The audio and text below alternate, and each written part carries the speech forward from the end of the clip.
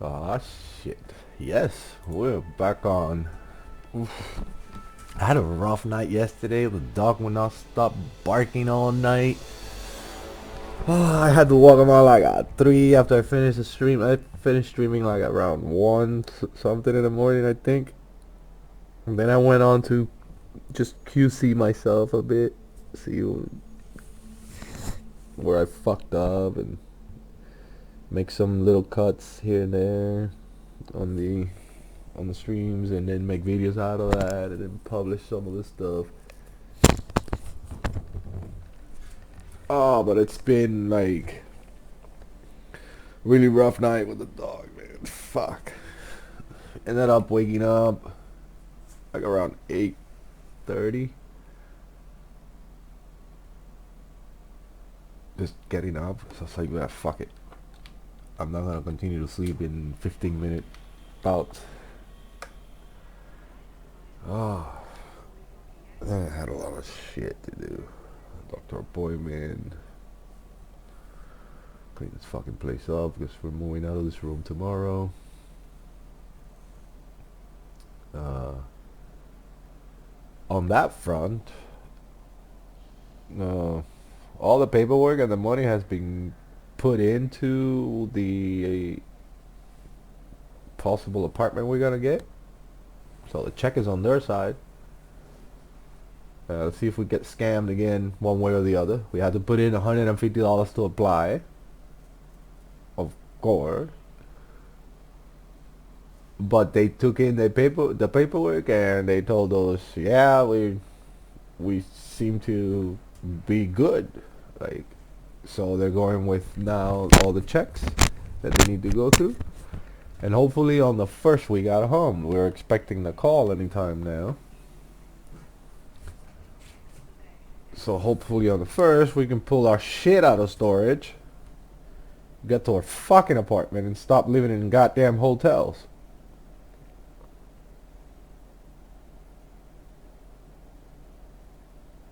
I mean, next up I ain't paying for another fucking month on a hotel, that's for sure. From there on I go fucking... You see me guys posting through my phone on the wilderness.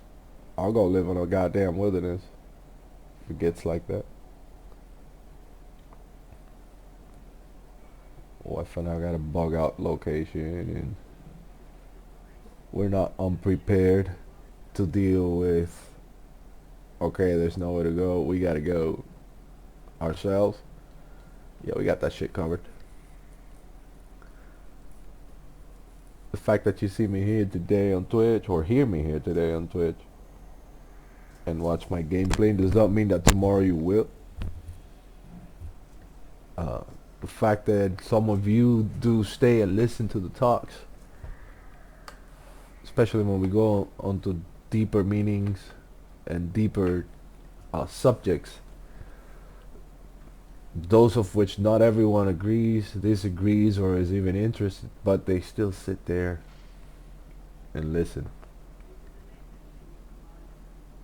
For what I tell you does not come from my biased mind. It doesn't come from mind at all. So when we're gonna go into those subjects, I'll let you know ahead of time. You will know. Just like you know now.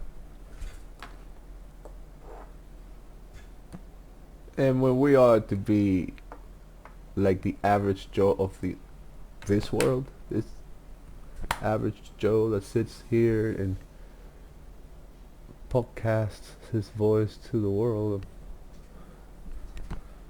This is not even a podcast. It is just a broadcast. However, I'm gonna reach onto places inside your head where you've never been before, or are not used to being. And then I'm gonna sit you there and be like, sit there and listen. You dumb fucking human. You're all fucking stupid. But it doesn't enrages me. On the contrary, it humbles me. It humbles me to see such a primitive species believe that it's making a dent on existence. So like when I sit here quietly and I look at my own, like the situation that this body and this mind is going through when it comes to, you know, having a place to live and shit, when deeply inside it knows it doesn't even need a place to live. The whole world is my house. You can't stop me. Like, you literally cannot stop me. If my I don't want to say words that will confuse you guys, but if that which I am, if that which is I am goes there, the body just follows. It does its own thing. It's a mechanical machine receiving input and spewing output, just like any other machine. You put one thing in, you get one thing out.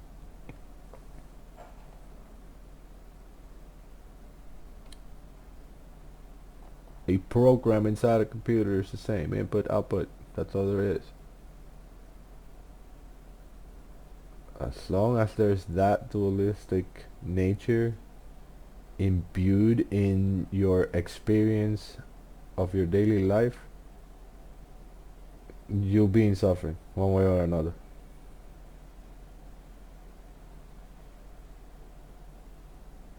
Don't forget those words. I can't even repeat them myself.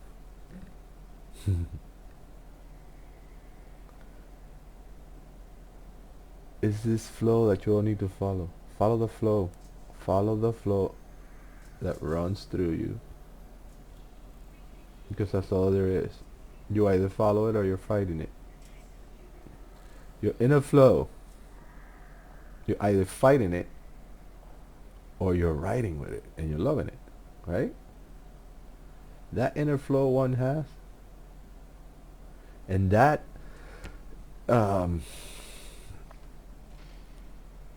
and that part of your mind that's judging your inner flow at all times. How do I feel today? It pokes itself all the time. This is a good thing and a bad thing. Why? It is a good thing when the mind is there doing that stuff, but the self is absent of that stuff. It's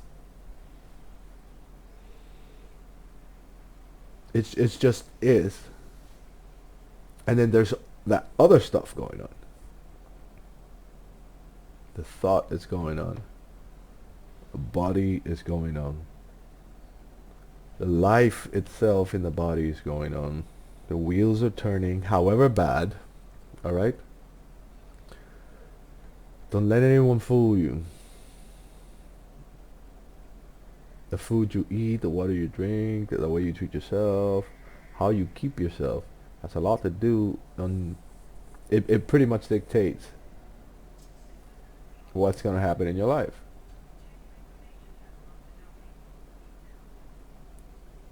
Now, you could go through that life with a lot of friction, or you could go through that life easily. The end result is the same. Liberation from the body and mind. Don't forget that part. Mind right now is trying to console itself by telling you, or trying to explain to you, that it itself is not it, that there's something else. It's trying to convince you of its own madness. At which point if you were smart enough, you would understand that then me talking to you is fucking pointless. Then what you need to do is do a 180. Shut the hell up. Both outside and inside. Because even this one has to spew out this to you. However, this at least has one minor consequence. Because at the cosmic scale it is completely minor. However, very important at this level. That the human race's its awareness, like the human mechanism, comes imbued with a certain amount of awareness. The universe is just awareness. That's all there is. Awareness makes matter happen. Matter, when arranged, becomes memory. Memory become tendencies. Tendencies become behaviors. And my dog just got here. Hello, dirty butt. Mia? Okay. So, yeah. Who's that? Mia. My wife just got here with the dog.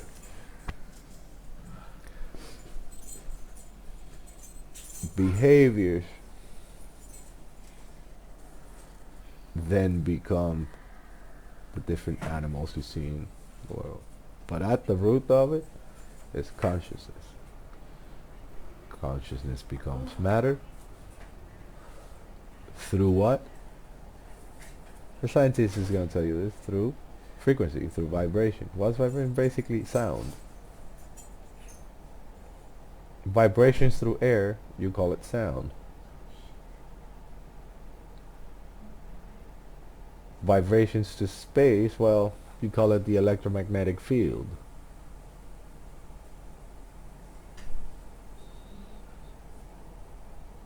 And so, matter gets tangled up with itself and it becomes memory by accruing more matter. You see, at the conscious level, there's nothing to attain. Your only purpose is to be. And by being, the side effect is the creation of matter. So, consciousness is. So matter becomes. What does matter become? It becomes memory by accruing more matter. And memory becomes, at some point, a pattern. And the pattern makes the machine. And the machine acquires behaviors. And behaviors shape the machine back and forth. And there's all this soup going on. Right? But at the basic level, when this little peak arises and then crumbles down, and that peak arises and then crumbles down, at the basic level, all that's left is consciousness. Not as you see it. Do not confuse consciousness with wakefulness. When you're awake and your mind is functioning, that's not being conscious.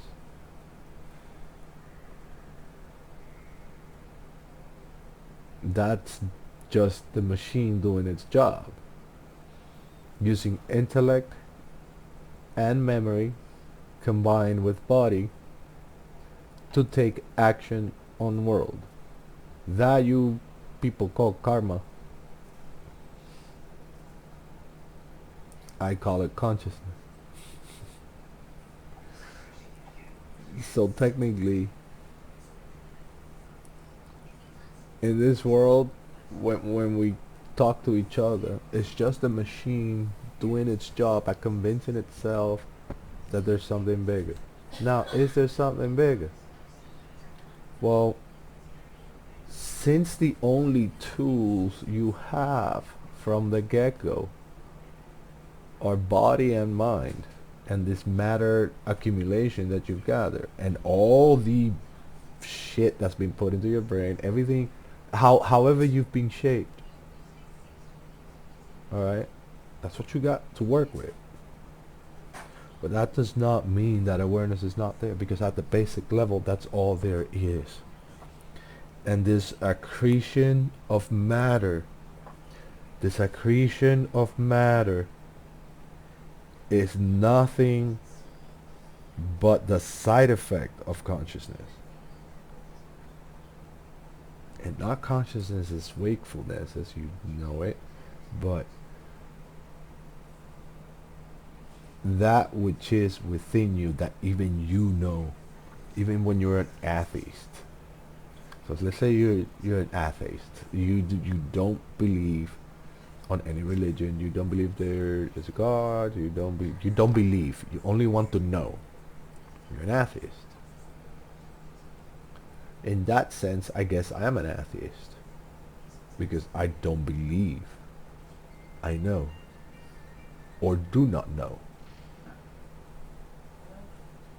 That which I know, however infinitesimal amount compared to everything there is I know.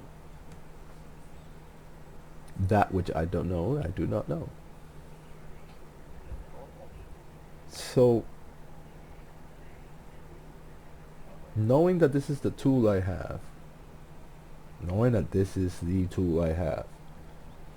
and knowing how broken the tool is. Alright, so you take a car out of the lot, a 2022 car, whichever car, brand new, it's gonna run great. But you're not an easy rider, you know? You're a hot foot. So 4 years down the line, or 10 years, let's say 10 years, the car lasting you 10 years. 10 years down the line, he's running still, but he's seen better days, right? Because you got a hot foot, you got transmission leaks, you got oil leaks all over the place. Now, your neighbor bought the same car, but he drove it nice and slow and kept it in good condition, you know, fed it good gas, gave it good gas, cleaned it up, you know, always made sure he parked it on the right location, you know, always covered for the, put a cover for the paint not to get messed up. 10 years down the line, his is riding a lot better than yours. However, at the end of the line, you both get on your cars, both 10 years old. He took care of his very well. I fucked mine up. But we start riding. Right? Now, I may suffer 3 breakdowns. He may have to like replace a little bit of oil on his. I may take a lot longer because my car, you know, if I gotta go uphill, if it goes uphill, we got a problem, you know. Now we're going uphill. It's just getting tough. Well,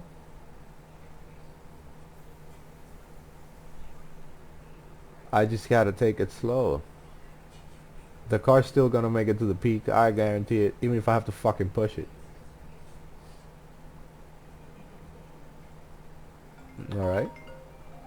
Oh, spam risk from North Miami Beach, Florida. You guys want to hear this robocall? Let's see. Hello? Hi, this is Thelma with Consumer Counsel. And oh, it's Consumer Counsel. I am a consumer. Administrator on a recorded line. Yes, ma'am. Okay? I'm a consumer. Yes, everything's okay. What's up? How you doing? Well, Well, we're just following up with you because our records show that you may You watching qualify this for shit? new, low-cost, or possibly even free health insurance programs that are now Awesome. available. I People who already... make less than $50,000 I'm an Army a veteran, year. ma'am. So I could you just- please... This is Selma calling from Consumer Counsel. I reset the My bot. callback number is 866 Yeah, I love you too, honey. Send some boobs. Oh, Jesus. That's hilarious.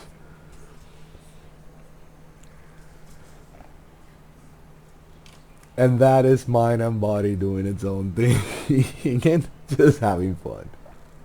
So yeah, back to the analogy. It doesn't matter if my old car cannot physically make it up there. I'll get off the car and walk the rest of the way. But I'll make it whatever the other car that was better taken care of is gonna make. Like, it doesn't matter what it takes. I'm gonna make it. Or I'll die trying. That's, as far as this mind and body is concerned, that's pretty much the same. How you treated your body through your entire life is, it's what you're gonna get out of your body. For example, I was a bodybuilder once. People would have thought, what? Nah, yeah, prove it. There's pictures out there. Wife's got the goings. Really fucking 240 pounds at 5'9". I'm 5'9.5" actually. Although I've gotten shorter, I'm getting older. It just happens. Your discs begin to sink. You lose. By the time most of you hit your 50s, you would have lost about an inch. And yeah, down there too, you lose girth, not girth, but length too. If you start having heart problems and stuff, yeah, buddy. Your little pride stick does shrink. So back to the analogy. The body is just the same. As you ride on smooth terrain, it almost seems as if the guy with the good car and you with the fucked up car are pretty much keeping up. So you're like, my car's not that bad. Look, I can keep up with the good car.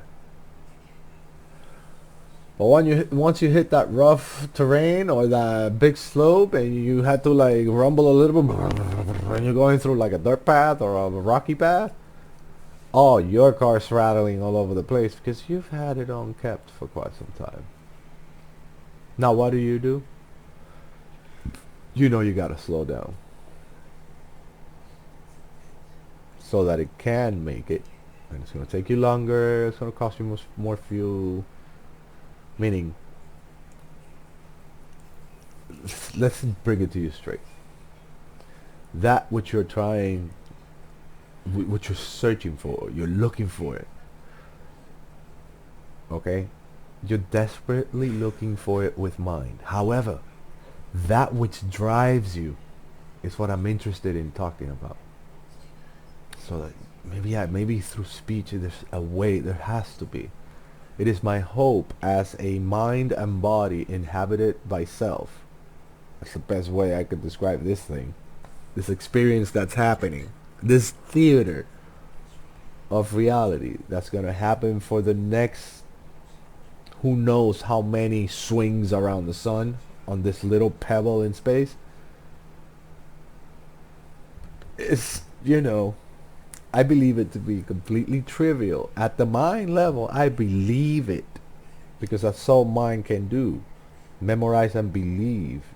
And try to calculate and extrapolate and use all these kind of dreams. That's called dreaming. Alright? Mathematics. The science of mathematics. Not even the science, the whole art of mathematics right? It's universal. All right, so mathematics will always try to describe the universe, even though mathematics knows that the universe is fractal in nature. So the more answers you get, the questions just multiply.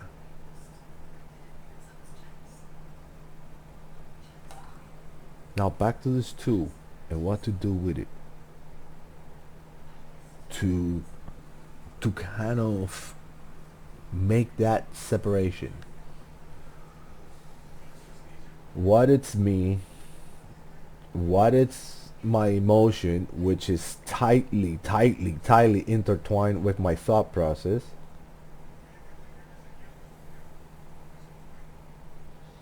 and the most important question is, how the hell do I gain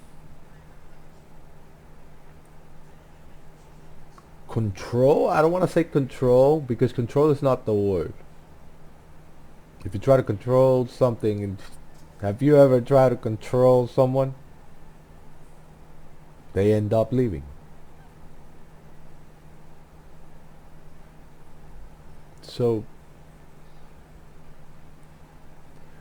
I want to say some other word, but I guess it doesn't exist, or it's not in my vocabulary, in my very limited vocabulary. I could, and I don't think my mind can think of it. I mean, I see what the concept is, but what I'm trying to say is a way to distinct at all times, not be taken over by the machine, the thought process and emotion, by the trifecta of body, mind, emotion. Not get caught up with it, but always be like a distance apart from that. It's just that sometimes there's this inner flow, which I was talking a little bit ago about. Follow that inner flow that sometimes leads to dangerous situations.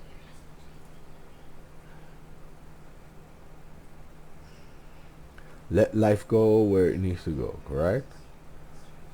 Like my life, I'm not gonna, like if I see an opportunity that is good, you jump at it, right? This is the survival mind. This is the survival part of, it's imbued in the memory. Okay? It's imbued with the memory. And we already went through where memory comes from. Memory is a byproduct of consciousness. Your body itself is the reverberation of consciousness. And I'm using the word consciousness over and over because it's like the closest thing you could possibly get in the English language to describe what I'm actually talking about, because it's not even that.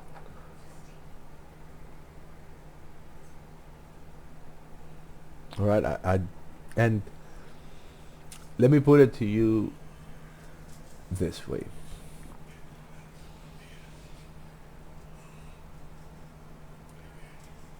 Uh, at 37 years of age,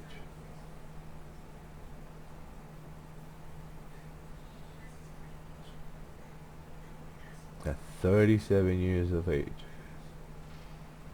I sat down. I'm 41 now. I sat down one day and I listened to this guy, Sakuru. I know a lot of you know about Sakuru in India. He's done great things for that country and for the people and stuff. And I listened to the man for a minute, and then I was like, not even for a minute. I saw a couple of videos of his, And some of the things I tell you pretty much come from him, from his point of view. But at the same time, at the time, I did not buy that shit. I didn't buy that shit. No, my friend. No, hold on. You telling me this? No, no, no. Because the Christian over there tells me that if I repent and shit, that there is a heaven where my grandma, my grandpa, my father, everybody's gonna be just like they are. Even Sealand, my dog, is gonna be over there.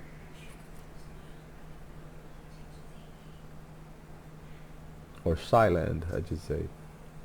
That's how her name was. Like, come on, bro. So that was my first reaction. I mean, like, come on, bro. Okay, so yeah, I'm not the body, I'm not the mind, I'm not the emotion.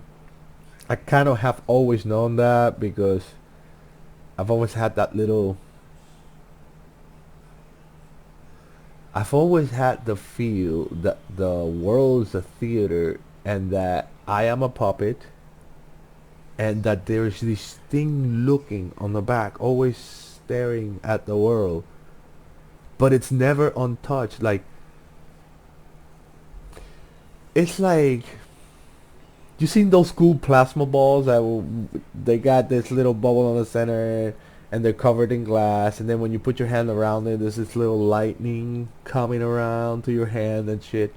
I've always felt like my body and my mind was that lightning going around, but that there was something in me that I was like the center ball where all the plasma accumulates. That center ball is it's a black little center ball with a it's like a mini coil up there, and it's unchanged. The plasma just rolls around it, and when you touch it with your hands, the plasma goes through your hand. You know, so I've always that was always a good analogy from when I was little, because those things are like super old. Those cool toys are super old. I don't even think, do they make them anymore? But I remember this as comparing myself to that. Oh, it's like I knew there was something there, and then for some reason it always felt like my mind, my body, my emotion were the plasma, and then I thought that the world was the hand. You know, that the world was the hand. You know, there's little inputs here, so the plasma has its tendencies and it goes there. And later on, I realized that this analogy of mine as a child was not far off. I was pretty much on point. That's when I go, okay, maybe this guy is onto something. This Sadhguru guy. So I go ahead and I did two things that the man advised.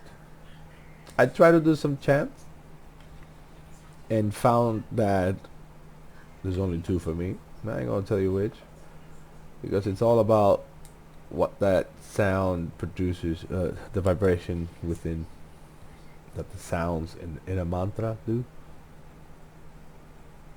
And mine are simple. I just chant Om. I just chant Om.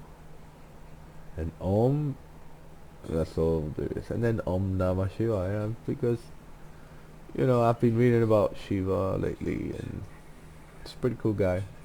I'm also a Christian. I'm also a follower of Muhammad. Muhammad was pretty good. Muhammad was a very enlightened being. Thank God he managed to have a successful life. Jesus did not. Very enlightened. Now, you want to see one real close to Jesus? Shiva. Actually, I don't know if Jesus was up to Shiva, because, well, pretty much the same, maybe, because they're the accounts of, remember, these are beings looking at the side effect of being fully conscious of all your capabilities as a human. That's all there was. All right, these are it's like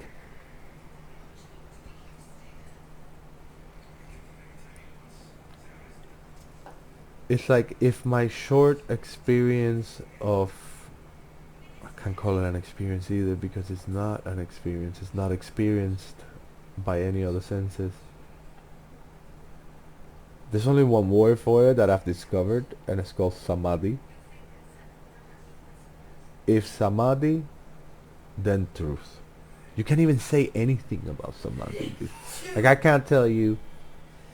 This is what I was going to describe. At 37 years of age, I experienced this, and the word experience is not it, because you don't experience samadhi. And samadhi is the closest word there is.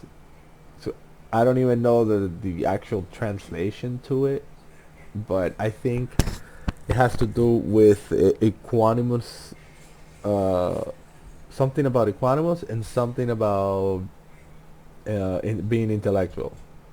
So being intellectually equanimous, as in like being rid of all your biases and all the junk, and actually of all, devoid of all, but at the same time fully aware of its capabilities and able to use it if need be for the survival process, but not dwelling on it. And then here's how, because there's a part that it was, see, there's a part that it was physiological. This is one thing I would love. This is one thing I would love to discuss with some Hindu gurus, with some rabbis, and with some the Catholic, like heavy Catholics, like very like spiritual people. I would like to sit down with Hindu sadhus, freaking people like from very like spiritual people, and I would like to ask, what the hell was the symptoms that began to arise right before? And it was, and there was a part that was conscious that, whoa, something's happening. But at the same time, that remember the analogy with the plasma ball, that little black thing on the center that doesn't get disturbed, all of a sudden it's like out there, and it's going like, it's okay, mind, go ahead, continue doing that, but let me, I can't, from there on it just goes fucking wild, because there's a point in time when I'm like,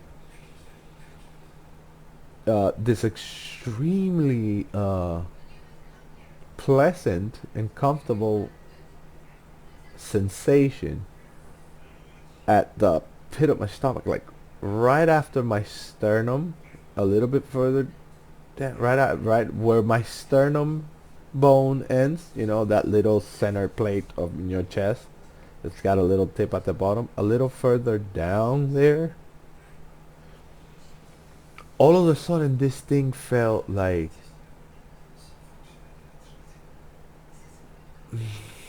a mass, a ball of vibrating. It was like, it wasn't physically shaking, but it was like a on it, like a like the sound of a microwave, just slightly higher pitch. And then the next is an incredible sensation that what I was feeling as that ball in my stomach, basically, that's not where my physical stomach is anymore. This is what happened to me. As far as I'm explaining it, I am still halfway, like the mind and the body is working, but I'm sitting on the roller coaster. Like at this point, I am sitting on the roller coaster. Correct? So I'm sitting on the roller coaster, and my mind and my body are working, but the conductor is no longer me. but I'm still there. Then the next thing that follows is this surge of energy coming up the chest. It went right through the chest, and then I, it almost felt like it's someone grabbed my head and tilted it upwards just a little. So I was facing forward, and it almost felt like someone tilted my head forward. And from there on, what I would say what came out of my forehead, I don't even like from there on. That's it. Colors never seen before. Colors I cannot describe to you, but I wasn't looking at them. They're not my eyes. My eyes are closed, but I'm not seeing anything. It's not an imagination because that I'm still because I am still looking. Not look. See, it's undescribable because my okay, I can do it. Mind and body are there, and they're having their own little thing about it while this is happening, or is, or it is not happening either. It just is. It's like a natural state above your psychology, and you're there, and you are it. At the, it's undescribable. It's better not to talk about it because it starts getting my mind working, and I believe that if I do it long enough, if I start thinking about the experience or whatever that was long enough, it induces the experience again. So at 37 years old, this happens. And I'm telling you, the best thing that I could compare it to was a giant tunnel of information where the entire history of who I am is written. At the end of that tunnel, there's a big, dark, it's a big dark tunnel with no light at the end. It's just a dark spot at the end. And you follow that spot and you pour your breath into that spot until it opens into a window. And you see all kinds of, you not see, okay, when I say see, hear, feel, I'm not talking about eyes, ears, I'm not talking about eyesight, sounds, or pressures upon the skin. I'm talking about something totally different. Something that seeing, hearing, where all something that all five senses are one sense. It's just sense. Okay? But at the same time, it leaves some kind of impressions on the mind because they are in the memory. I'm able to give them to you in speech.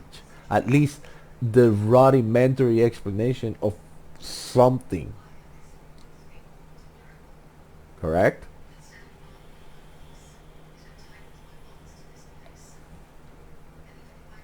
From there on, I never saw the world the same way. I couldn't. I couldn't. I would sit there and look at a tiny flower, tiny yellow flowers with, the tiny yellow flowers of, I forgot what, rosemary, and sit there and fucking like for an hour looking at a tiny flower, just dumbfounded, dumbfounded, and looking at every single intricacy and being like, my God. Then a bit of self-loathe came in because you go, well, I've been a fool for 37 years. God, I wasted a lot of time. We got work to do. And the minute I said that, I blocked myself from that. Because now I sit here and do my sadhana every day, and I achieve certain levels of ecstasy and relaxation, and even mind ceases to think, but it only gets to the point where it's at the door. I go look at the door every day. The door doesn't open anymore. It hasn't opened. Doesn't open anymore is the wrong statement. There is no wrong statement, but I shouldn't state that. The door hasn't opened anymore. And I think it has to do with lack of guidance in the subject. And and then my strong will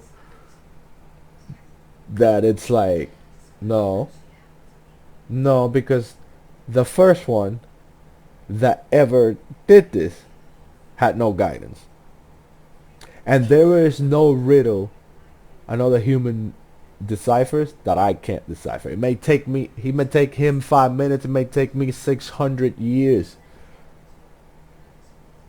but I'm gonna figure it out. I'm going to figure it out because there is no riddle. Someone famous said this. There's no riddle made by one man that another man cannot decipher. So it's it's looking more and more that we're emphasizing a lot on physicality, thought, and emotion nowadays. We're emotional about everything. We're emotional about our minds. We're emotional about the physical. We're emotional about other people's physical than minds. We're we're we're, we're neurotic about everything. From viruses that are very dangerous and are killing people, we're neurotic on both sides. Ones are overprotecting themselves, and in doing so making themselves weaker and more vulnerable to it, and the others are like, you know, some of them are vaccinating, trying to take proactive steps, which they're still getting sick with, because vaccines for colds work on a time base. Alright. I think the best way is the way they're doing it now, which is, you know, letting go of different strains to ease in to the population a higher resistance to coronaviruses, which count on the thousands and mutating. Okay, coronaviruses are not new. Like the common cold is a coronavirus. The common cold, the flu is a coronavirus. The bird flu is a coronavirus. The swine flu is a coronavirus. SARS is a coronavirus. COVID-19 is a coronavirus. So many of them are. I think most of them are. They're respiratory diseases. They like a certain, I forgot what it is, a certain uh a certain receptor on the cells of certain type of cell has the spikes on the virus are the exact key to open it. You know, it's a molecular key versus a molecular lock on the cell wall. Each cell wall of each tissue has molecular keys all around the cell called receptors. if you have a little small nano machine that can go in there into a mitochondria, replicate itself, because that's basically what a virus is, a tiny little protein built machine, and it's got like keys, it's got a bunch of spikes that once it sticks to one of those proteins that expands the cell wall, porous, uh, linear, I forgot what that's called. There's a line of the porous material that lets stuff in but other stuff not in. Once that key expands the pore, the virus is in. Then once it's in the mitochondria of that cell, within the mitochondria, so it goes through the whole plasma until the mitochondria. Now it's got a factory to replicate itself, and that's part of the code of proteins in that virus, that when it sticks to the human, after pushing the key, it's a Trojan horse. After pushing the key in, it goes into the cell, sticks to the mitochondria. Once it hooks to a mammalian mitochondria, which is in this case, mammals are the ones being affected by COVID. A mammalian mitochondria does not change much in between animals. I mean, here and there, of course. But those minor changes, might render it more useful, less useful. Like dogs can get COVID. If they cannot get other coronavirus, they can get COVID, So depending on the similarity of the animals' tissues, of the animals' targeted tissue by the virus, to the original species where the virus came from, it'll jump. It'll make little mutations as it interacts with that mitochondria, and the next time it spreads, it may spread to a different animal as a whole new variant. And then that animal might switch it back to the human and make a new variant. And that's how these things are going around. See, I love how the majority of the population only sits there and reads what the media tells you, but doesn't actually study what they're telling you, because they're swinging around these terms and polarizing your mind, which is very malleable and very useful to manipulate. Because let me explain it to you, you've been manipulated since a child. Okay, what color is Elmo? Boom, everybody knows. Oh, that's right. What color is a Cookie Monster? Look, blue. You've been indoctrinated. Those two answers take a however minute small amount of memory inside your fucking brain. And if you know that Elmo's red and the Cookie Monster is blue, then how many more things have you picked up through life that are much more important, much more, some fucked up, some better?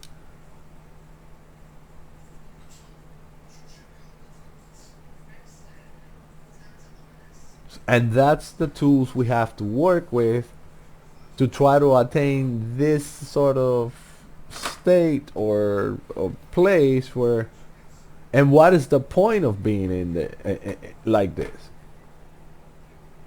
when my life can just go just fine? Here's the problem: your life is not going fine. I mean, look at us. We are all neurotic nowadays. We're all polarized one way or another into thinking that somehow there are differences between us.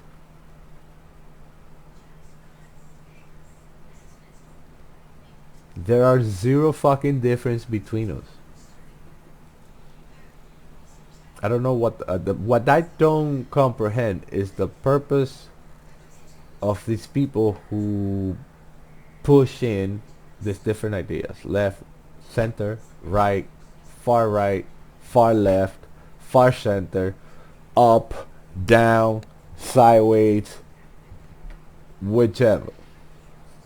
You all got extremely radical ideas. You all going through all these things, you're all being involved in psychological warfare. You are the lab rats of psychological warfare in between factions. Okay? You're all the subjects of psychological warfare, and the pawns of that psychological warfare from different factions all over the place. And these factions all fail to realize that they're really not different at all. That only their perception of each other is different, but not themselves. So they can tell themselves this is the mind doing its own thing, while the self just sits in the back and it's like, shake my head, bro. Shake my head. You know? But not really. It's just, I'm just joking. But I want you to understand that all that shit, all that stuff, it's completely unimportant. Yes, mental process, intellect, action with your body and mind. It's important for the survival of the species, the well-being of the species, and the uplifting of the species. The rest of your mind, body, and emotion that doesn't work for those three should not be nourished.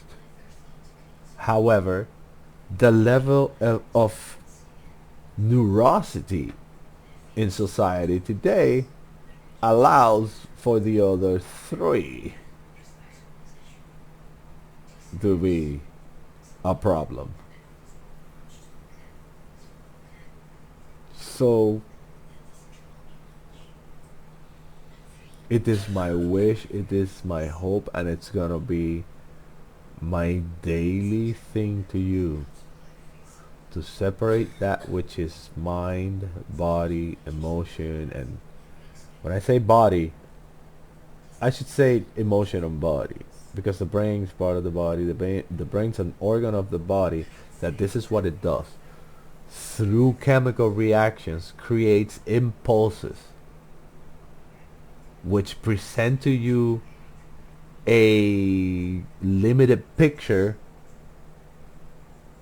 of what the universe, of what reality actually looks like. And I'm gonna put a vivid example of you, for you, of you. For example, you touch this wood table. That's it's kind of hard, right? It's kind of hard. If I punch real hard through it and I'm really mad, I might be able to break.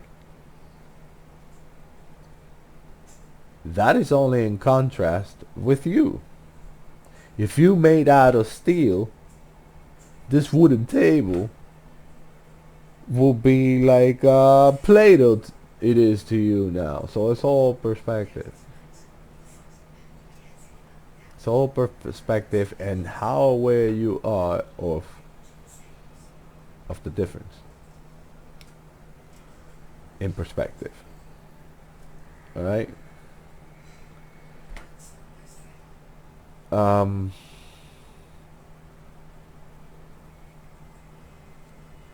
Another point that I want to bring out,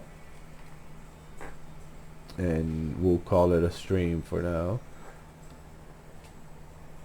is that do good. You want to reach a state of samadhi.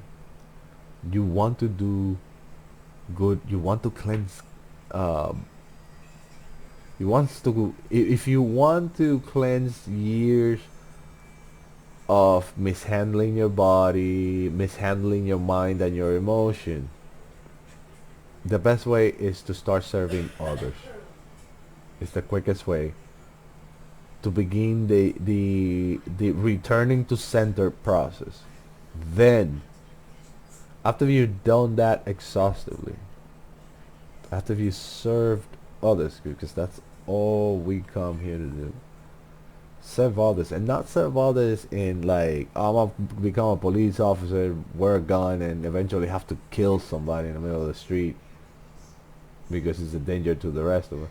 No, I mean do well to each other, so that there doesn't have to be a fucking criminal on the street.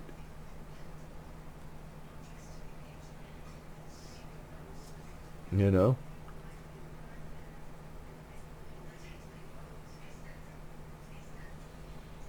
So, on that note, I want you all to do good and don't look back. Always do good. And don't do it because, oh, I want to be a good Samaritan today. That's your mind tricking you. You might as well not do shit for that person.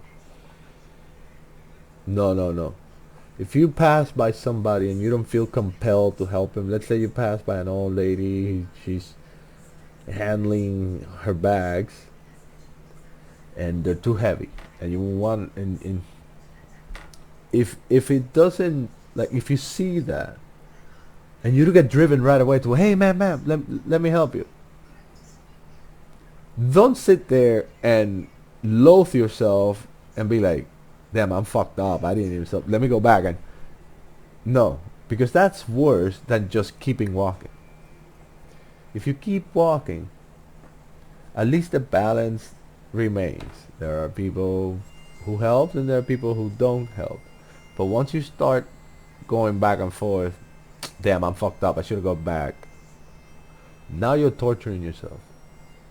That's your memory working with your mind against you. And that is a vivid example of not having that thing that I don't like to call control over the self. Because the self is what it's always on. It's what it's always on. And the problem is that we buy into the bullshit of mind, emotion, and body. And with that note, I leave you guys. I'll be right back. I'm going for a bio and some lunch because I haven't even eaten, well, breakfast really, because stupid dog. And it's not stupid, he's super cute. But I'll be back about 15 minutes, okay? Thank you for watching.